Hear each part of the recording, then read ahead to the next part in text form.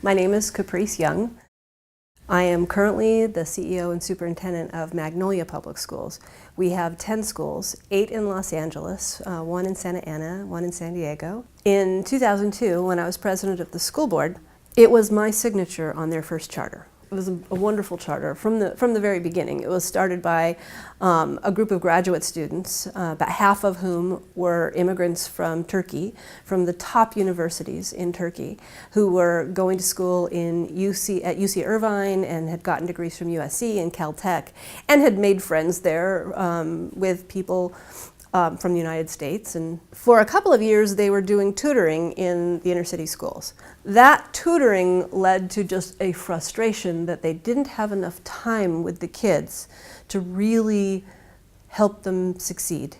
And they were seeing real brilliance in the kids. So this hodgepodge group of educators and graduate students and the parents of a lot of the kids that they had been tutoring got together and started the first Magnolia. You know, when we put together our strategies to grow the charter school movement in California, Magnolia was part of that growth strategy.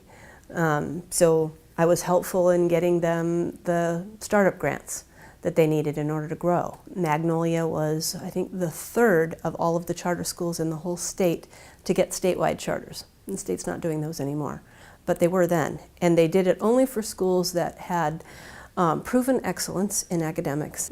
People were coming from all over the country to see the schools. And so they grew and grew and grew. As the anti-Muslim sentiment started to grow, really grow in the United States, there became more and more prejudice against the schools, against the Magnolia schools, because there was a lot of Turkish leadership. The schools fell under more and more and more, I would say, harassing scrutiny. Charter schools are like any other startup entities in that, when you start a business, the first couple of years, you're not run perfectly. So when these audits of them were done, they found a lot of things that are normal, messy things in early startup organizations. But instead of saying, oh, these are normal, messy things, they said, aha, there's corruption here. And why are all of these Turkish Muslims here? There must be something to it. We think you're bringing terrorists into the country. I kind of felt like these schools were my babies, and I was watching this happen in 2014-15, and their CEO quit in July of 2014, and they couldn't find anyone who would do it. That's when I stepped up. Because I just couldn't see having 3,500 kids lose the brilliant education that they had. So that's what I've been doing, and I love these schools. I've never worked with a more innovative staff, and I've worked with great staffs over the years. So that's what we're doing. We'll have 4,100 kids as of next year, and we're sending 200 kids a year to college.